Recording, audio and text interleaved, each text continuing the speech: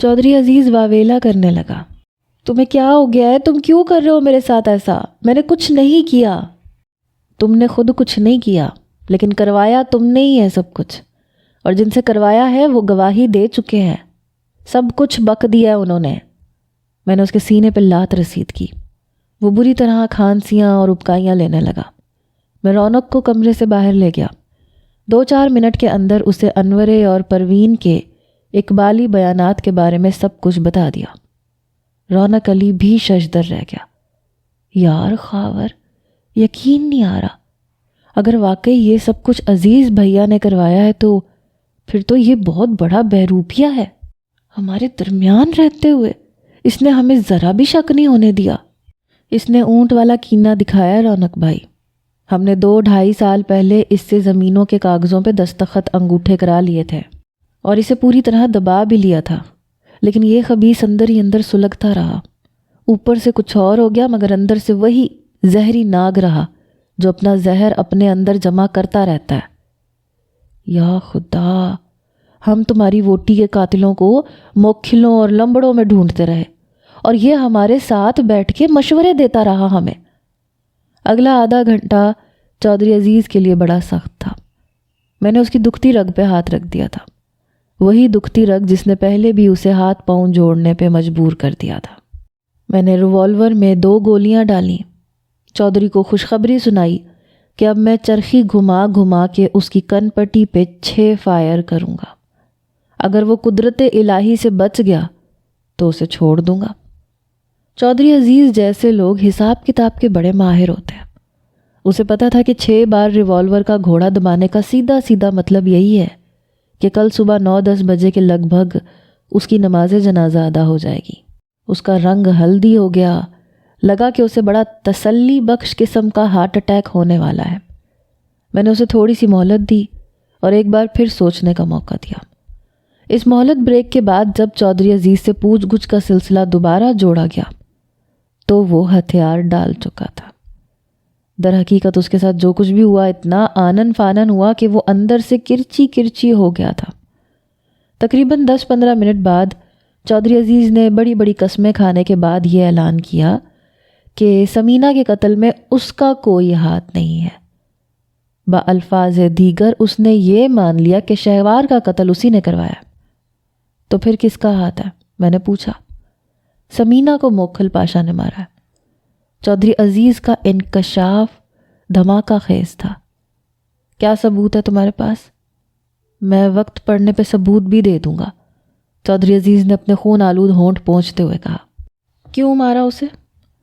موکھل پاشا کو پتہ چل گیا تھا کہ لڑکی اپنا بیان بدلنے والی ہے۔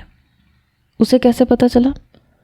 جب تم سمینہ سے ملے تو پاشا کے بندے تمہارے آس پاس موجود تھے۔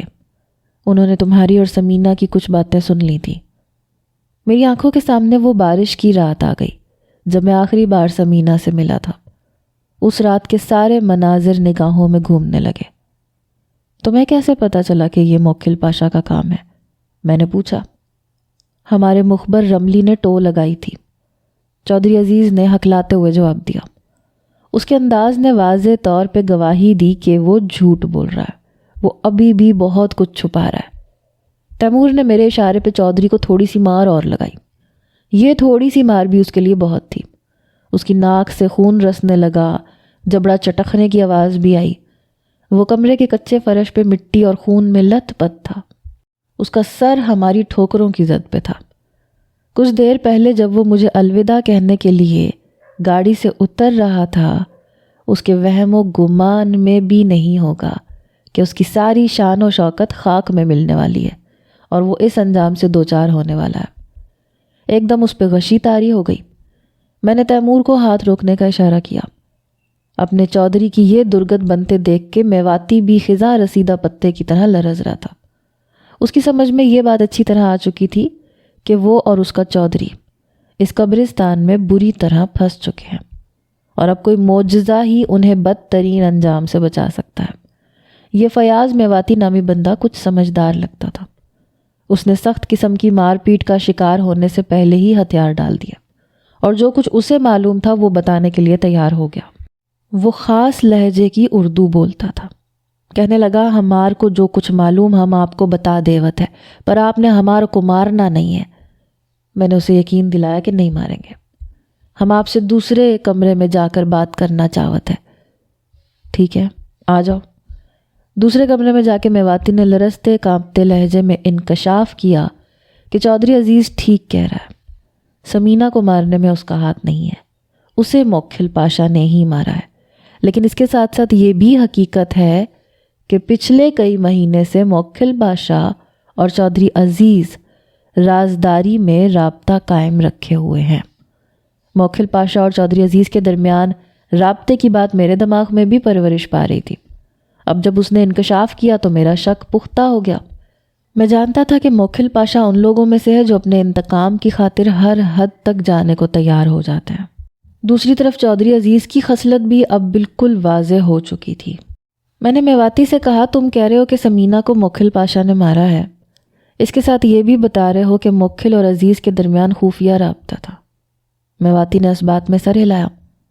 میں نے پوچھا تو پھر تم یہ کیوں کہہ رہے ہو کہ سمینہ کے قتل میں عزیز کا ہاتھ نہیں؟ ہمارے کہنے کا مطلب یہ ہے جی کہ سمینہ کو مارن کا فیصلہ موکھل پاشا نے اپنے طور پر کیا تھا۔ جب موکھل پاشا نے آپ کو سمینہ سے بات کرتے ہوئے سنا تو اس نے بہتر جانا کہ وہ اس کو ختم کر دے اور اس کی موت کا الزام بھی آپ پہ آ جاوے۔ بعد میں ہاں کہو رک کیوں گئے؟ بعد میں جی موکھل پاشا اور چودھری عزیز میں تھوڑا سا اختلاف بھی ہوا تھا۔ چودھری کہوت تھا کہ اس لڑکی کا خون ہمارے کو اپنے سر نہیں لینا چاہیے تھا، لیکن پھر بعد میں چودھری نے اپنی رائے پاسا کی رائے سے ملا لی تھی۔ حالات کی کڑیاں بڑی تیزی کے ساتھ آپس میں مل رہی تھیں اور یہ سیدھے سادے حالات تھے۔ وہی چودراہٹ کا گھمنڈ، وہی بدلے کی آگ اور وہی اونچی پگ کی ہوس۔ لیکن ایک بات ابھی بھی میری سمجھ میں نہیں آ رہی تھی، چودھری عزیز نے اب تک مجھے کیوں مسلسل معاف کیا؟ نہ صرف مجھے معاف کیا بلکہ میری ماں اور بہن کو بھی محفوظ پناہ گاہ دی ہوئی تھی۔ اس نے انسپیکٹر میاں وارث کو 70,000 روپے نقد ادا کر کے تھانے کچہری سے بیبے جی اور عارفہ کی جان چھڑائی تھی اور ابھی بھی بظاہر ان کی دیکھ بھال کر رہا تھا۔ ایک دم میرا ذہن بلقیس کی طرف چلا گیا۔ کیا وہ بلقیس کے مجبور کرنے پہ ایسا کر رہا تھا؟ لیکن بلقیس اسے کیسے مجبور کر سکتی تھی؟ وہ تو منت سماجت ہی کر سکتی تھی۔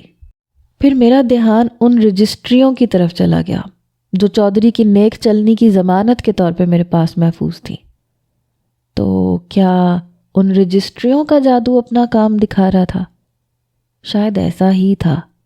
وہ رجسٹریاں بلقیس کے نام تھیں اور بلقیس چاہتی تو وہ ساری زمین واپس چودھری عزیز کو مل سکتی تھی۔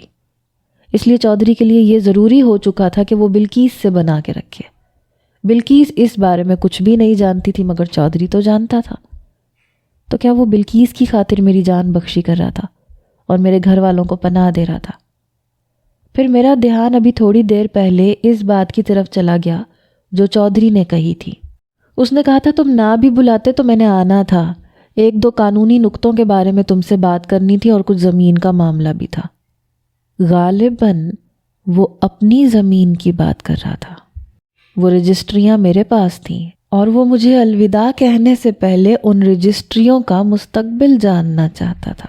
یقیناً ایسا ہی تھا۔ میواتی سے آدھا گھنٹہ مزید گفتگو ہوئی اور بہت سی باتیں کھل کے سامنے آ گئیں۔ یہ نہایت انکشاف انگیز گفتگو تھی۔ جسم میں سنسناہٹ اور سینے میں جلن محسوس ہونے لگی۔ میرا ایک اور اندازہ بالکل درست ثابت ہو گیا۔ میواتی نے ڈرامائی انداز میں بتایا، پچھلے منگل راجووال میں موکھلوں اور لمبڑوں نے جو مار دھاڑ کی تھی اس کا چودھری عزیز کو پہلے سے پتہ تھا۔ ہمار کے انداز کے مطابق موکھل پاسا نے چودھری کو پہلے بتا دیا تھا۔ اس کا مطلب ہے گاؤں والوں کو ذلیل کرنے کا کام بھی ملی بھگت سے ہوا۔ میں نے کہا نا جی، چودھری عزیز اور پاسا کی لائن آپس میں ملی ہوئی تھی۔ چودھری کی طرح پاسا کا بھی یہی چاہوت تھا کہ جاگیر کی کار مختاری بیگم جی کے ہاتھ میں نہ رہے، اور ان کا مقصد تقریباً پورا ہو گیا ہے جی۔ کچھ دن پہلے بیگم جی نے خود کہہ دیا ہے کہ وہ مختاری چھوڑنا چاہوت ہے۔ جی چاہ رہا تھا کہ شہوار اور سمینہ کے قاتل چودھری عزیز کو اس کی ساری خونی کدورت سمیت اسی جگہ گولیوں سے چھلنی کر ڈالوں، مگر میں ایسا کر نہیں سکتا تھا، اور اگر کرتا تو اپنا ہی نقصان کرتا، پھر اپنا گناہ قبول کر کے میری بے گناہی کا ثبوت کون دیتا؟ مجھے اکرم کی بات یاد آئی۔ اس نے بتایا تھا کہ جس دن راجووال پہ موکھلوں نے ہلہ بولا تھا اور خون خرابہ ہوا تھا، چودھری عزیز بیمار پڑا ہوا تھا۔ وہ یقیناً بیمار تھا نہیں، وہ بیمار بنا ہوا تھا، اور وہ دونوں طرف سے سچا ہونا چاہتا تھا۔ میں واقعی بے حد خوفزدہ تھا، جان بخشی کے لیے بار بار میرے پاؤں پکڑا تھا۔ میں نے اسے تھوڑی بہت تسلی دی، لیکن ساتھ ہی یہ بھی بتایا کہ ابھی اس کے مزید تعاون کی ضرورت ہے۔ اسے ایک مسلح بندے کی تحویل میں چھوڑ کے میں واپس چودھری عزیز کے پاس آ گیا۔ چودھری عزیز اب ہوش میں آ گیا تھا۔ اس کا رنگ ابھی بھی ہلدی تھا اور وہ ہولے ہولے لرز رہا تھا۔ مجھے دیکھتے ہی اس کی آنکھوں میں ایک بار پھر دہشت سمٹ آئی۔ اس سے پہلے کہ میں چودھری عزیز سے پھر بات چیت شروع کرتا، رونق علی نے مجھے اشارے سے باہر بلایا۔ میں باہر گیا تو رونق علی کے ہاتھ میں ٹیپ ریکارڈر نظر آیا۔ یہ بیٹری سے چلنے والا وہی ٹیپ ریکارڈر تھا جس پہ سائی ملنگا اور اس کے ساتھی کافیاں اور لوک گیت وغیرہ سنتے تھے اور سر دھنتے تھے۔ رونق علی پرجوش لہجے میں بولا، مجھے لگتا ہے خاور، تیرے اور تیمور کے سارے دلدر دور ہونے والے ہیں۔ آج جو کچھ سامنے آیا ہے یہ جاگیر کے لوگوں کی آنکھیں کھول دے گا۔ میرا مشورہ ہے بھائی عزیز، جو بھی بادشاہ کرے وہ ہم اس پہ ریکارڈ کر لیں، یہ ایک بڑا پکا ثبوت ہوگا۔ یہ تو بڑا مناسب مشورہ ہے، میں نے تائید کی۔ میں تو کہتا ہوں خاور، یہ بڑا سنہری موقع ہے۔ اس کا بیان شیان ریکارڈ کرنے کے بعد اس کو گاڑی پہ بٹھاتے ہیں اور راجووال پہنچ جاتے ہیں۔ آج سے گاؤں کا میلہ شروع ہے۔ صبح 9-10 بجے تک وہاں کافی خلقت جمع ہو گئی ہوگی، دوسرے پنڈوں کے لوگ بھی جمع ہوں گے۔ ان سب کے سامنے عزیزے کا کچا چھٹا کھول کے رکھ دیتے ہیں۔ مجھے تو لگتا ہے اس کمینے کو پولیس کے حوالے شوالے کرنے کی ضرورت ہی نہیں ہوگی۔ لوگ وہی مار مار کے اس کا اور انورے کا پھلوس نکال دیں گے۔ اور ہاں، انورہ کہاں ہے؟ رونق نے پوچھا۔ وہ کاچو والی میں ہے، اس کنجر کی مشقیں بھی بندھی ہوئی ہیں، میں نے بتایا۔ اگلا آدھا گھنٹہ کافی سنسنی خیز تھا۔ میں، رونق، تیمور اور شاہ نواز کمرے میں موجود تھے، اور چودھری عزیز ہمارے سامنے اپنا کالا کارنامہ بیان کر رہا تھا۔ اس کی زبان میں روانی تھی، اور اگر زبان کہیں اٹکتی تھی تو تیمور کی دہشت کا موبلائل اسے پھر رواں دواں کر دیتا تھا۔ چودھری کو غالباً معلوم نہیں تھا کہ اس کے بالکل پاس رکھے ہوئے کمبل کی اوٹ میں ٹیپ ریکارڈر موجود ہے جو اس کی آواز کو محفوظ کر رہا ہے۔ اسی دوران میں اچانک شاہ نواز کا ساتھی سراج باہر سے آیا۔ اس کا چہرہ متغیر تھا۔ اس نے مجھے اور شاہ نواز کو ایک ساتھ باہر آنے کا اشارہ کیا۔ بلا کی سردی تھی اور اب سپیدہ سحر نمودار ہو رہا تھا۔ اندھیرے میں اجالے کی آمیزش کافی زیادہ ہو چکی تھی۔ سراج نے ایک دیوار کی اوٹ میں رہتے ہوئے ایک طرف انگلی سے اشارہ کیا اور بولا، وہ دیکھو جی۔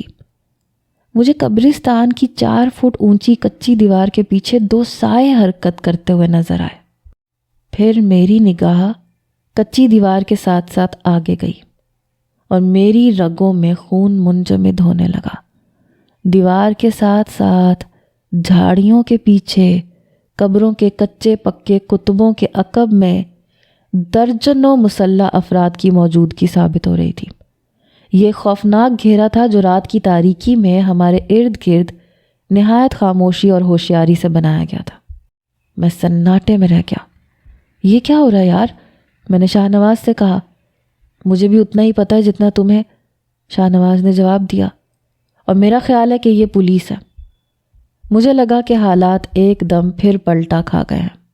کچھ دیر بعد تیمور پھر ہمارے پاس آ کھڑا ہوا، خاموشی سے موت کے اس حصار کو دیکھنے لگا جو بڑی ہوشیاری سے ہمارے ارد گرد بنا دیا گیا تھا۔ لگتا ہے کوئی مخبری ہوئی ہے، تیمور نے بڑبڑانے والے انداز میں کہا۔ جو بھی ہوا ہے، لیکن اب دیکھنا یہ ہے کہ ہمیں کیا کرنا ہے، شاہ نواز نے دانت پیسے۔ ہم نے چند سیکنڈ تک مشورہ کیا، پھر اپنی اپنی پوزیشنوں کی طرف دوڑے۔ شاہ نواز کے سارے ساتھیوں میں بھی ہلچل مچ گئی۔ شاہ نواز نے کہا، خاور، میں نہیں چاہتا کہ ہماری مارا ماری میں چاچے ملنگے اور اس کے ساتھیوں کو کوئی نقصان پہنچے۔ ان کا قصور بس اتنا ہے کہ انہوں نے ہمیں پناہ دی ہے۔ تو پھر کیا کیا جائے؟ میرا خیال ہے ان کو باہر بھیج دیا جائے، یہ ہاتھ اٹھا کے باہر چلے جائیں تو پولیس والے ان پہ گولی نہیں چلائیں گے۔ میرے ذہن میں فوراً 5 دن پہلے کا واقعہ آ گیا، جب ہم مورچے میں گھرے ہوئے تھے اور بدقسمت ناجا اسی طرح ہاتھ اٹھا کے باہر نکلا تھا اور گولیوں سے بھون دیا گیا تھا۔ ملنگے اور اس کے ساتھیوں کے ساتھ یہ سب کچھ ہو سکتا تھا۔ کیا سوچ رہے ہو؟ شاہ نواز نے پوچھا۔ کچھ سمجھ میں نہیں آ رہا۔ میری رائے ہے کہ کوئی بھی قدم اٹھانے سے پہلے ہمیں پولیس کا ارادہ معلوم کر لینا چاہیے۔ مطلب یہ کہ وہ ہماری گرفتاری چاہتے ہیں یا پھر پولیس مقابلہ بنا کے ہماری لاشیں گرانے کا ارادہ رکھتے ہیں۔ مجھے تو تمہاری دوسری بات ٹھیک معلوم ہوتی ہے، پھر بھی ہمیں تصدیق کر لینی چاہیے۔ اور تصدیق کرنے کا طریقہ کیا ہوگا؟ شاہ نواز نے ذرا ترش لہجے میں پوچھا۔ ایک طریقہ ہے، میں نے سوچتے ہوئے کہا، ہم ان سے کہتے ہیں کہ ہم گرفتاری دینے کو تیار ہیں، لیکن اس شرط کے ساتھ کہ انتظامیہ کا کوئی اعلیٰ عہدیدار یہاں آئے اور ہمیں ضمانت دے کہ ہمارے ساتھ قانون کے مطابق سلوک ہوگا۔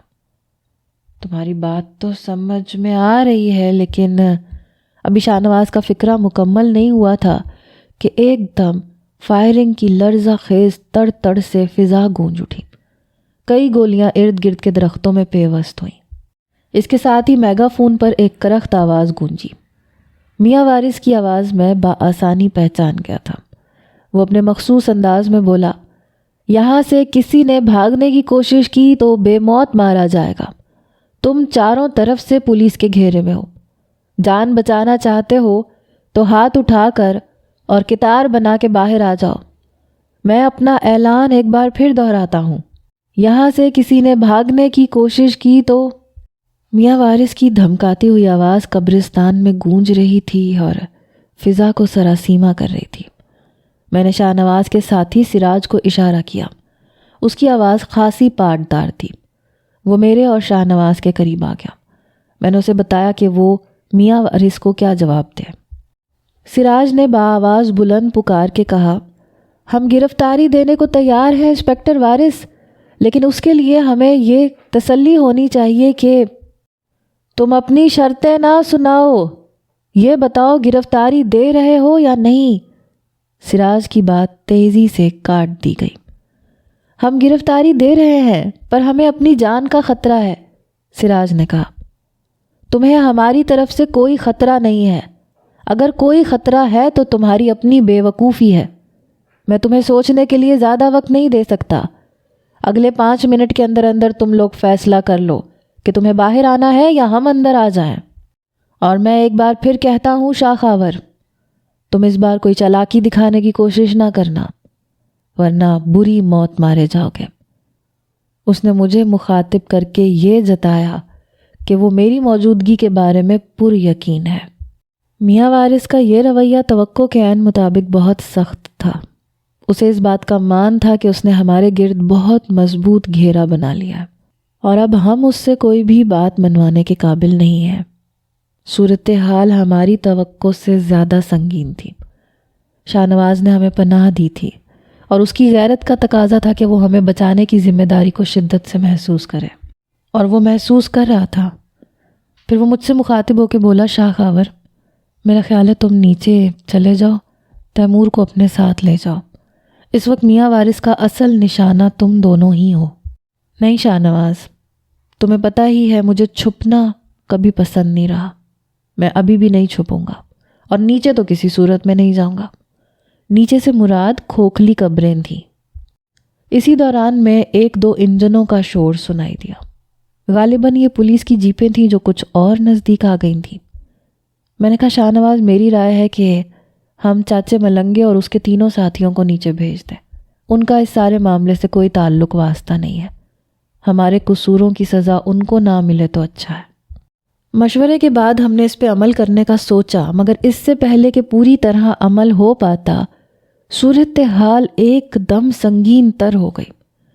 5 منٹ پوری ہونے سے پہلے ہی میاں وارث کی طرف سے ایک بار پھر میگا فون پہ اعلان کیا گیا، اور ابھی اعلان جاری تھا کہ دائیں جانب سے اچانک تابڑ توڑ فائرنگ شروع ہو گئی۔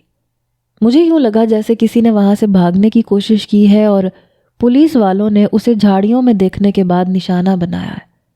اس کے 2 منٹ بعد ہی اندھا دھند گولیاں برسنے لگی۔ ایک گولی کھڑکی کو توڑتی ہوئی آئی اور شاہ نواز کے ایک بھائی کی ٹانگ میں لگی۔ وہ وہیں کچی زمین پہ لوٹ پوٹ ہونے لگا۔ ہم نے مختلف جگہوں پہ پوزیشنیں لے لیں لیکن ابھی تک ہماری طرف سے کوئی گولی نہیں چلائی گئی تھی۔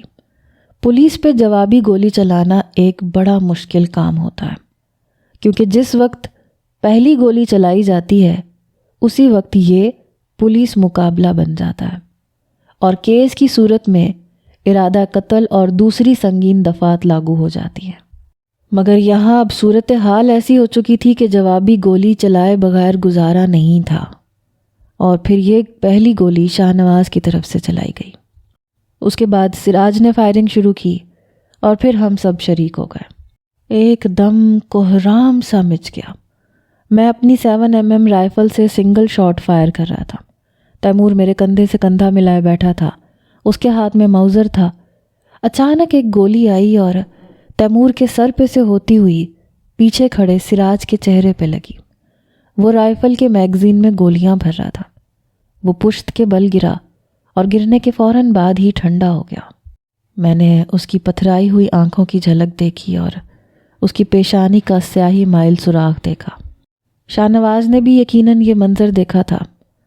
اس کے چہرے پہ سرخ شعلوں کی لپک دکھائی دی۔ وہ عجیب آہنگ میں دھاڑا اور اس کے ساتھ ہی وہ رائفل سونت کے اندھا دھند گولیاں چلانے لگا۔ پورے کمرے میں گولیوں کے خول بکھر گئے۔ مجھے لگا وہ اسی طرح فائرنگ کرتا ہوا برآمدے میں نکل جائے گا۔ میں نے اسے کمر سے پکڑ لیا۔ نہیں شاہ نواز، یہ ٹھیک نہیں ہے۔ وہ چھڑنے کے لیے زور لگانے لگا۔ میں نے اور تیمور نے مل کے اسے بمشکل نیچے بٹھایا۔ دوسرے کمرے سے شاہ نواز کے ایک ساتھی فیروز نے پکار کے کہا، یہ لوگ مزار کی طرف سے آگے آ رہے ہیں، آپ کے بالکل دائیں طرف ہیں۔ میں نے جواب دیا، ٹھیک ہے فیروز، میں نے دیکھ لیا، ہم ان کو روکتے ہیں، تم اپنی سائڈ پہ دھیان رکھو، ابھی ان پہ سیدھا فائر نہ کرو، لیکن ان کو پاس بھی نہ آنے دو۔ کیوں سیدھا فائر نہ کرو، کیوں نہ کرو؟ شاہ نواز گرجا۔ اس نے گالی دی، بولا وہ ہماری چھاتیوں پہ مار رہے ہیں، ہم ان کے پیروں پہ کیوں مارے؟ وہ رائفل سونتتا ہوا دوسرے کمرے میں فیروز کے پاس چلا گیا۔ کچھ سمجھ نہیں آ رہا تھا یہ کیا ہو رہا ہے۔ میں پولیس مقابلہ نہیں کرنا چاہتا تھا، نہ ہی میں ڈکیت یا قاتل بننا چاہتا تھا۔ قدرت نے میری اور تیمور کی رہائی کا ایک بہترین سبب پیدا کر دیا تھا۔ چودھری عزیز اور انورہ ہمارے قبضے میں آ گئے تھے، انہوں نے اپنے جرموں کا اعتراف بھی کر لیا تھا، لیکن عین اس وقت جب سب کچھ ہمارے حق میں ہونے والا تھا، یہ پولیس والے بلائے ناگہانی بن کے ٹپک پڑے تھے۔ یہ سب کچھ میرے لیے بے حد تکلیف دہ تھا۔ اب اگر میرے یا تیمور کے ہاتھوں کوئی پولیس والا مر جاتا تو ہم میں اور شاہ نواز اور سراج میں کوئی فرق نہیں رہ جاتا۔ وہی پھانسی کا تختہ یا انکاؤنٹر والی فوری موت۔ میواتی کی چلاتی ہوئی آواز نے میرے خیالوں کو درہم برہم کیا۔ پہلے تو میں سمجھا کہ شاید اسے گولی وغیرہ لگ گئی ہے، مگر وہ کچھ اور کہہ رہا تھا۔ چودھری صاحب، چودھری صاحب، وہ دل دوز آواز میں پکار رہا تھا۔ اوئے یہ کیا ہو گیا؟ اوئے کچھ کرو۔ میرا خیال ہے چودھری عزیز کو کچھ ہوا ہے، تیمور نے سرگوشی کی۔ میں جھک کے چلتا ہوا اس کمرے کی طرف گیا جہاں چودھری عزیز کو رکھا گیا تھا۔ چودھری عزیز کی طرف جاتے ہوئے مجھے ایک کھڑکی کے سامنے سے گزرنا تھا، اور اس وقت یہ کھڑکی پوری طرح فائرنگ کی زد میں تھی۔ تیمور نے مجھے روکنے کی کوشش کی، مگر میں کوہنیوں اور پیٹ کے بل رینگتا ہوا یہ 7-8 فٹ کا نہایت خطرناک فاصلہ طے کر گیا۔ میں دوسرے کمرے میں پہنچا تو آنکھوں کے سامنے اندھیرا سا چھا گیا۔ چودھری عزیز اوندا پڑا تھا، گولی اس کی کھوپڑی کو توڑتی ہوئی نکل گئی تھی۔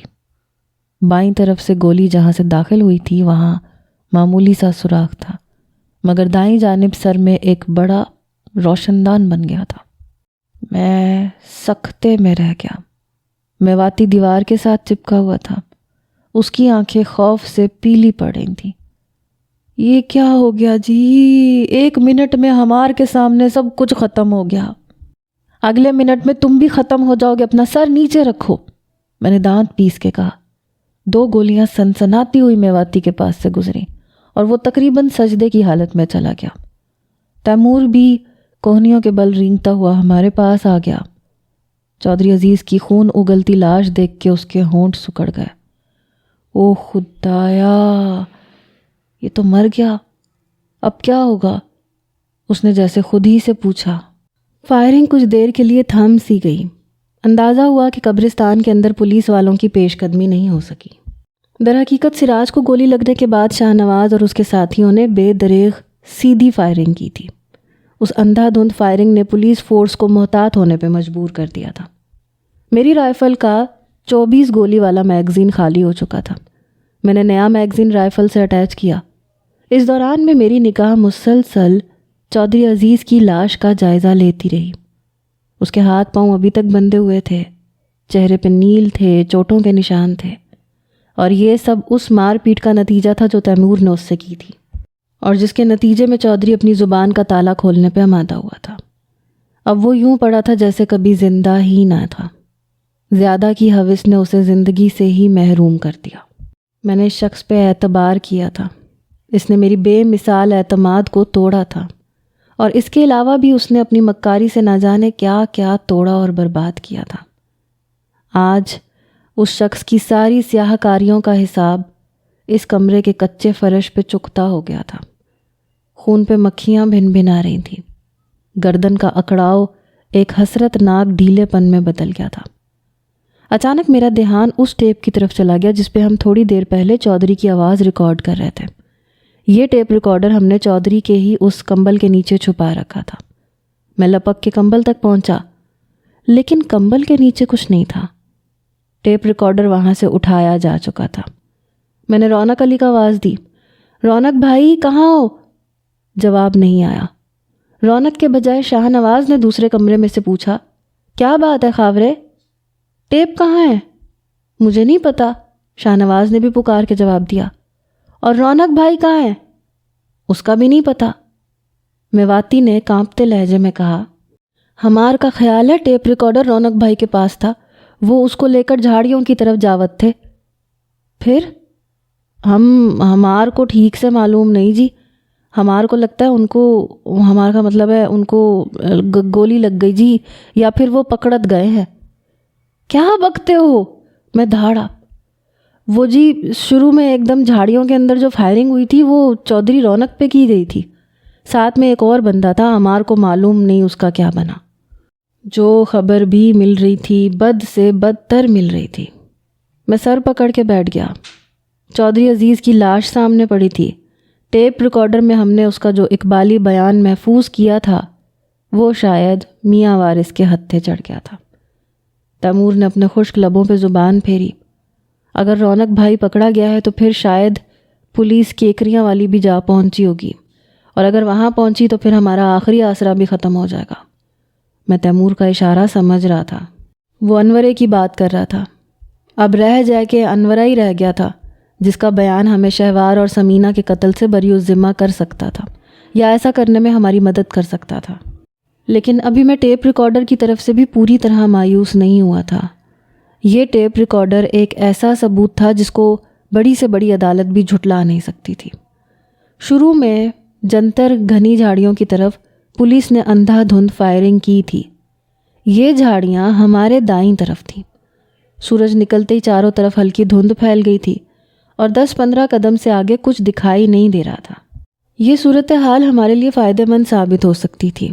اگر رونق علی واقعی ان جھاڑیوں کی طرف گیا تھا اور پکڑا نہیں گیا تھا بلکہ زخمی ہوا تھا، تو پھر عین ممکن تھا کہ وہ ابھی تک ٹیپ ریکارڈر سمیت وہیں پہ موجود ہو۔ میں نے تیمور سے کہا، تم یہیں رکو، میں ابھی آتا ہوں۔ کیا ارادہ ہے؟ اس نے مضبوطی سے میرا ہاتھ تھام لیا۔ یار اس وقت ہیڈ ماسٹر بننے کی کوشش نہ کرنا، میں جو کرنا چاہتا ہوں مجھے کرنے دو۔ میں نے جھٹکے سے اپنا بازو چھڑایا، پیٹ کے بل رینگتا ہوا دروازے کی طرف بڑھا۔ میں بھی ساتھ آؤں؟ تیمور نے آخری حربہ استعمال کیا۔ نہیں، تم یہاں رک کر اکا دکا فائر کرو، ورنہ پولیس والے آ جائیں گے۔ کوشش کرنا کسی کو گولی نہ لگے، میں نے دھیمی آواز میں کہا۔ یار مجھے نہیں لگتا رونق بھائی وہاں ہوگا، تیمور نے کہا۔ تیمور کی سنی انسنی کر کے میں آگے بڑھا۔ قبروں کے درمیان میں پیٹ کے بل رینگ رہا تھا۔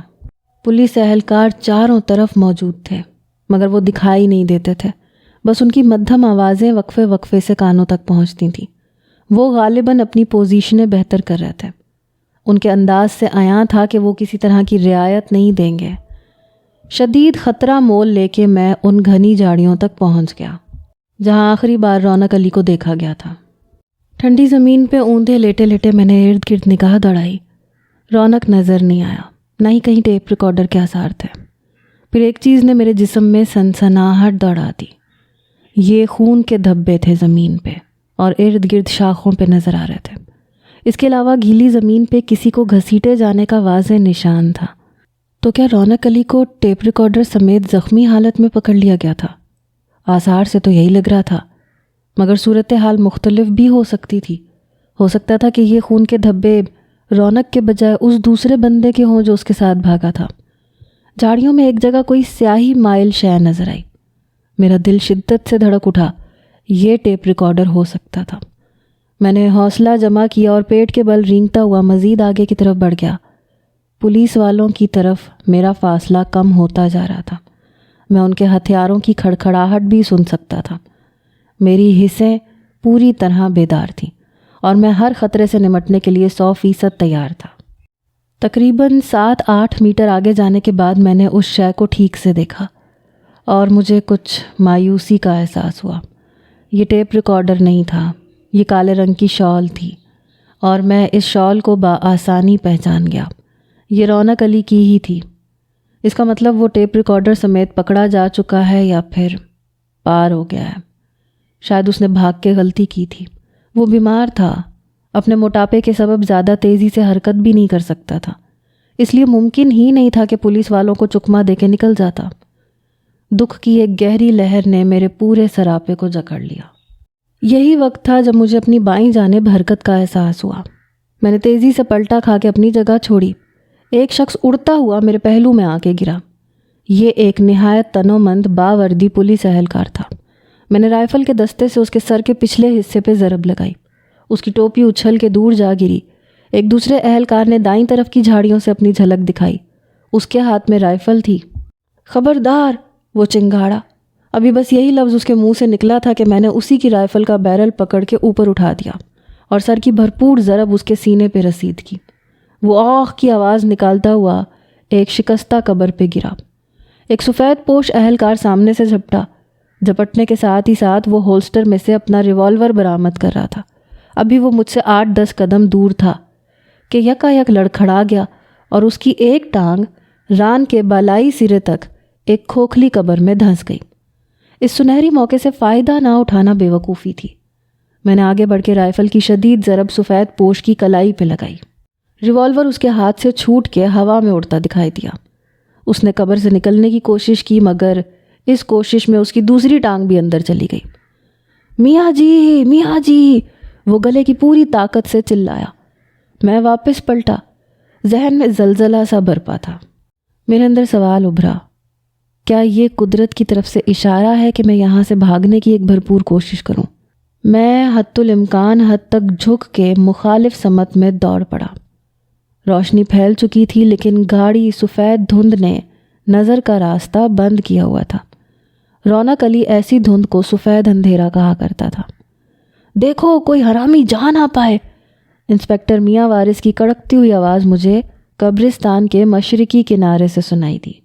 اس کے ساتھ ہی کچھ قاتل گولیاں سیٹیاں بجاتی میرے دائیں بائیں سے گزر گئیں۔ میں چند فٹ کرالنگ کرنے کے بعد پھر اٹھا اور جھک کے بھاگتا ہوا قبرستان کی 4 فٹ اونچی کچی دیوار تک پہنچ گیا۔ اس دیوار کو میں نے جست لگا کے پار کیا۔ یہ جست بالکل ویسی ہی تھی جیسے پیراک پانی میں کودتے ہوئے لگاتا ہے۔ میں جھاڑیوں کے درمیان میں اگی ہوئی لمبی گھاس پہ گرا۔ ایک تقریباً 6.5 فٹ لمبا کانسٹیبل بڑے غصے سے مجھ پہ جھپٹا۔ میرے جسم میں جیسے بجلی بھر گئی تھی۔ میں نے کانسٹیبل پہ چھلانگ لگائی، اسے اپنے ساتھ لیتا 20-25 فٹ نشیب میں لڑک گیا۔ اور یہاں سرکنڈے تھے، سرکنڈے جو ہمیشہ سے چھپنے والوں کو پناہ فراہم کرتے ہیں۔ کوئی بھی چھوٹے سے چھوٹے یا بڑے سے بڑا جاندار ہو، سرکنڈا اسے اپنے اندر چھپا لیتا ہے۔ یہ خود رو پودا بعض اوقات 15-16 فٹ تک لمبا ہوتا ہے۔ عام طور پہ یہ ہر وقت لہلہاتا رہتا ہے۔ اس کے اندر چھپنے اور بھاگنے والے کی حرکت کو نوٹ کرنا آسان نہیں ہوتا۔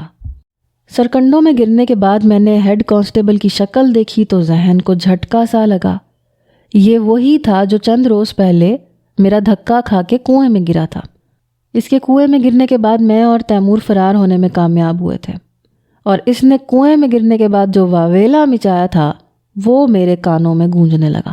میں نے اس کے تھوبڑے پہ ایک زوردار مکہ رسید کیا اور کہا مجھے لگتا ہے تو نے میرے ہاتھوں ہی مرنا ہے۔ وہ چلا کے رہ گیا۔ میں نے رائفل کی نال اس کی گردن سے لگا دی، اسے اپنے ساتھ گھسیٹتا ہوا قبرستان کی مخالف سمت میں بڑھا۔ مجھے امید تھی کہ اب مجھ پہ اندھا دھند گولی نہیں چلائی جائے گی۔ قبرستان کی طرف سے شور مچاتی آوازیں ابھر رہی تھیں۔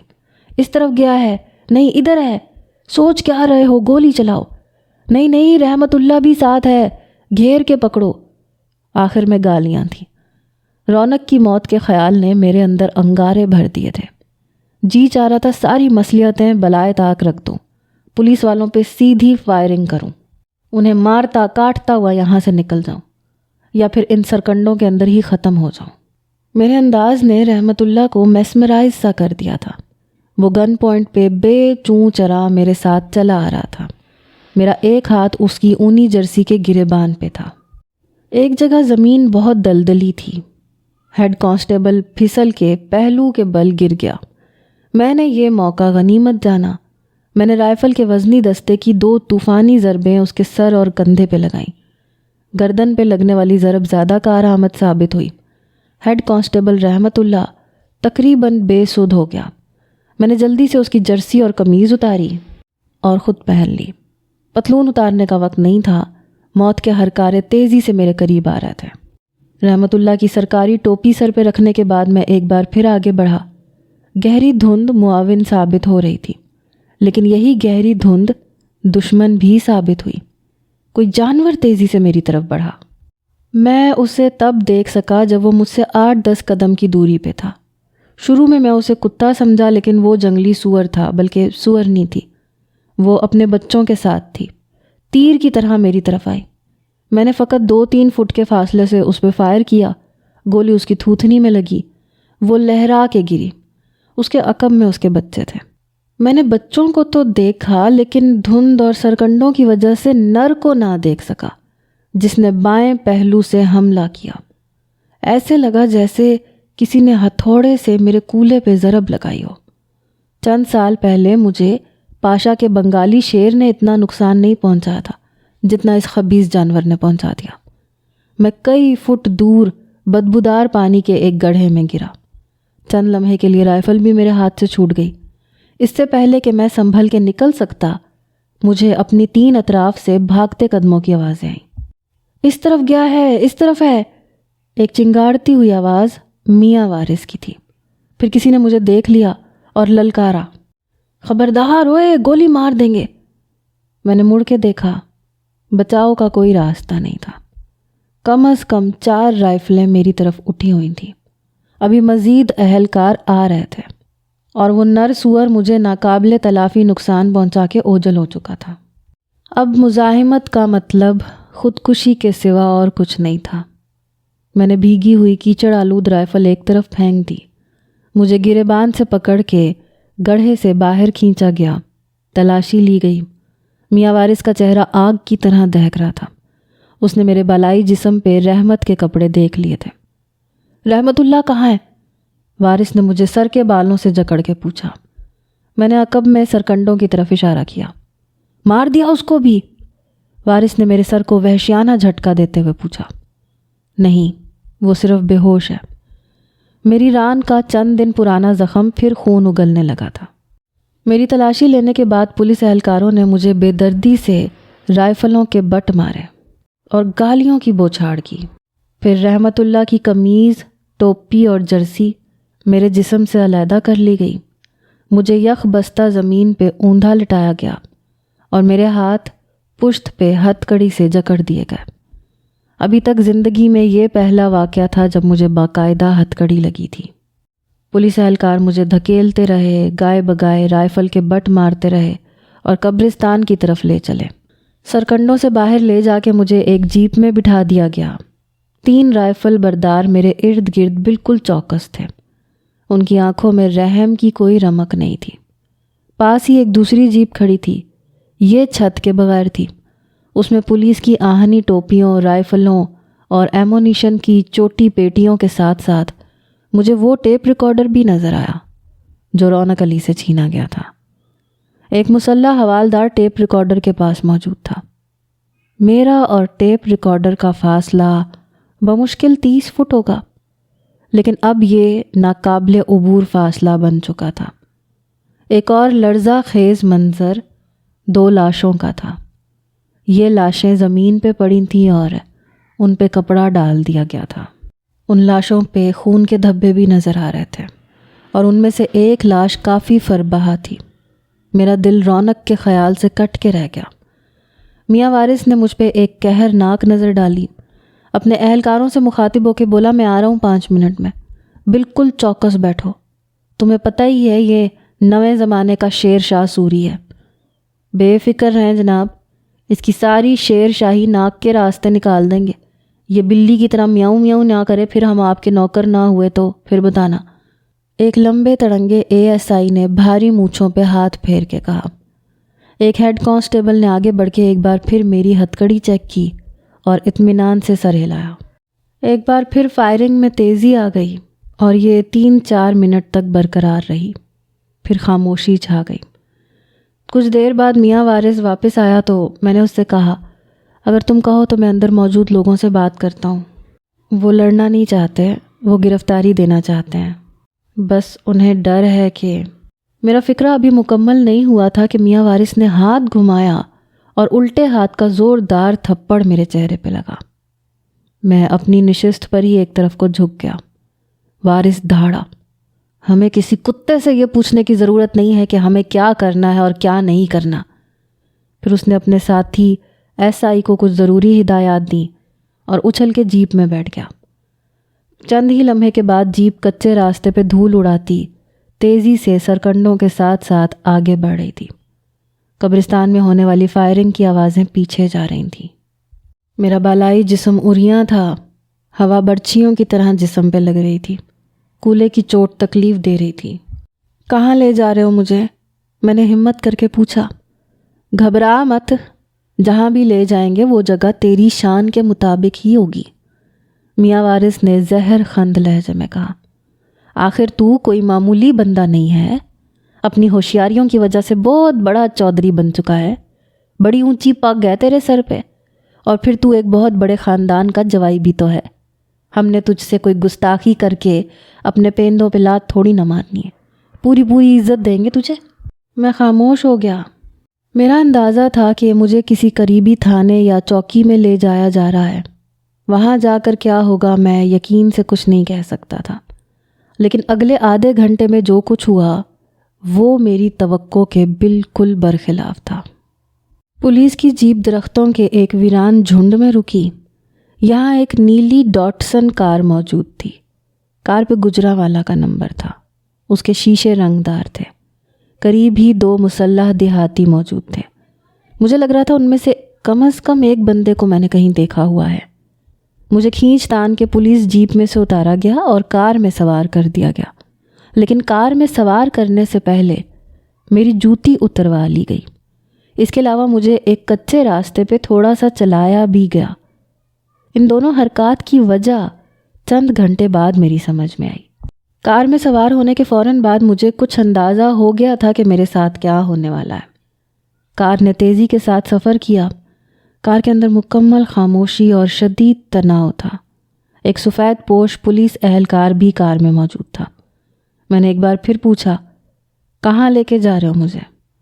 وہ اطمینان سے بولا، ڈس کے، وہاں تمہیں سیخ کباب اور تکے وغیرہ کھلائیں گے، لیکن یہ راستہ تو قلعہ والا کو جاتا ہے۔ اب قلعہ والا کی آبادی بھی سامنے نظر آ رہی تھی۔ جلد ہی ہم آصف جاہ کی مشہور و معروف حویلی میں داخل ہوئے اور احاطے میں درختوں کے نیچے رک گئے۔ شکاری کتوں کی لرزہ خیز آوازیں ایک بار پھر میرے کانوں میں پڑنے لگیں۔ یہ وہی ہاؤنڈز تھے جن کی خون آشامی میں نے 5-6 دن پہلے دیکھی تھی۔ ان میں سے 4 کتے تو میرے اور تیمور کے ہاتھوں ہلاک ہوئے تھے، لیکن لگ رہا تھا کہ ان کتوں کی تعداد پھر پوری کر لی گئی ہے، یعنی اب وہ پھر 8 ہو گئے ہیں۔